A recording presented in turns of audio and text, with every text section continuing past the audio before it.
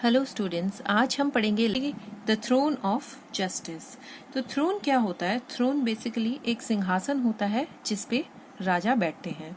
और जस्टिस क्या होता है? जस्टिस का हिंदी में सीधा सीधा मीनिंग है न्याय। तो न्याय का सिंहासन। तो ये जो स्टोरी है ये टेक्स्ट बुक गुलमोहर से दी गई है और ये एक नॉवल है द थ्रोन ऑफ विक्रम।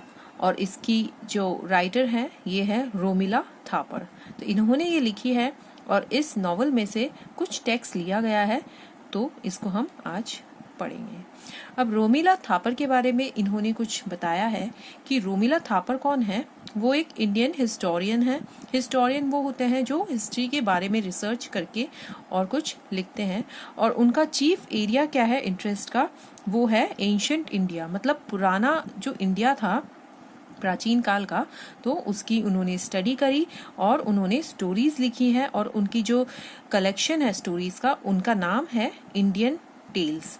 और उस इंडियन टेल्स में कई सारी स्टोरीज हैं जिसमें इंडियन हीरोज हैं, हीरोइंस हैं, उनके एडवेंचर है और उनके साथ क्या क्या बुरा हुआ वो सब उस इनके स्टोरी बुक में है। अब हम पढ़ते हैं इसमें कि किंग विक्रमादित्य, जिनके बारे में पूरी स्टोरी बताई गई है, उनके थ्रोन के बारे में बताई गई है एक्चुअली। तो वो किंग किस तरह के थे? किंग विक्रमादित्य बहुत स्ट्रॉन्ग और ब्रेव किंग थे।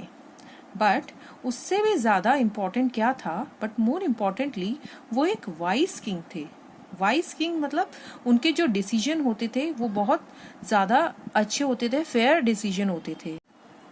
तो उनके जो डिसीजन होते थे बहुत वाइज डिसीजन होते थे और वो बहुत ज़्यादा ट्रबल लेते थे, मतलब बहुत ज़्यादा मेहनत करते थे, लोगों को उनकी प्रॉब्लम सॉल्व करने में हेल्प करते थे। उनको पता रहता था कि अगर लोगों को उन्हें खुश रखना है वो तभी रख पाएंगे जब वो जहाँ के राजा हैं वहाँ पे वो न्याय कर पाए। और उनके जो जजमेंट्स होते थे वो हमेशा फेयर होते थे और वो जो पनिशमेंट देते थे लोगों को वो कभी भी इनह्यूमन नहीं होते थे। इनह्यूमन मतलब जो हमेशा लोगों को, जैसे कई राजा बहुत ज़्यादा लोगों को मार देते थे या फांसी दे देते, तो इस तरह के उनके जजमेंट नहीं हुआ करते थे। अब किंग विक्रमादित्य है, उन्होंने रूल किया था सिटी ऑफ उज्जैन। उज्जैन एक जगह है इंडिया में, तो वहाँ के वो राजा रहे। और अब वहाँ पे क्या है? अब सिर्फ वहाँ पे र्यून्स है। र्यून्स मतलब वहाँ पे रिमेनिंग्स हैं, उनके जो एरिया है जहाँ पे उन्होंने राज किया था वहाँ का र्यून्स रह गए, रेमिनेंट्स रह गए हैं। और वो र्यून्स घास से कवर हो रखे हैं। अभी जो टेक्स्ट है, ये जो कहानी है, ये एक विलेज में स्टार्ट होती है। अब क्या है कि विलेज में एक ओपन स्पेस है और उसमें एक पत्थरों की कतार लगी हुई है, अ रो ऑफ स्टोन्स, और कुछ सर्टेन तरीके से वो अरेंज्ड है। ऐसा लग रहा है वहां पे कुछ होना चाहिए था। एक एंड पे क्या है कि एक रेस्ड माउंट है। माउंट क्या होता है? जैसे पत्थरों का वो होता है ना, झुंड, एक के ऊपर एक के ऊपर एक, इस तरह से अ हीप ऑफ स्टोन्स बोल सकते हैं हम इसको, which look like a throne with smaller stones arranged around it. तो हम फोटो में देख सकते हैं, इसमें ये माउंट है यहाँ पे और इसके चारों तरफ छोटे छोटे स्टोन्स हैं और ये कुछ इस तरह से अरेंज्ड हैं कि देखने में ऐसे लग रहा है कि ये थ्रोन होगा और यहाँ पे कभी राजा बैठता होगा। तो ये जो बच्चे हैं, आगे कहानी में आपको पता पड़ेगा, ये हैं गाय चराने वाले जिनको काउहर्ड्स बोलते हैं।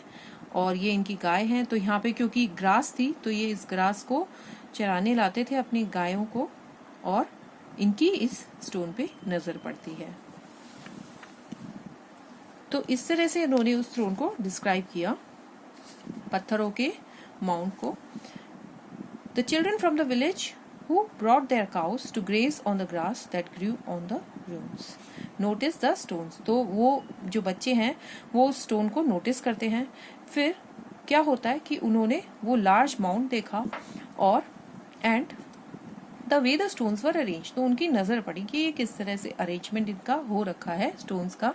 और उनमें से एक चिल्लाया, one of them shouted, it looks like a king's judgement seat. ऐसा लग रहा है कि ये किसी राजा की जजमेंट सीट है जहाँ पे वो बैठ के न्याय देता होगा, जजमेंट देता होगा। तो दूसरे बॉय ने क्विकली एकदम फुर्ती से एक गेम इन्वेंट कर लिया ताकि वो उसी सिचुएशन में वो गेम फिट बैठ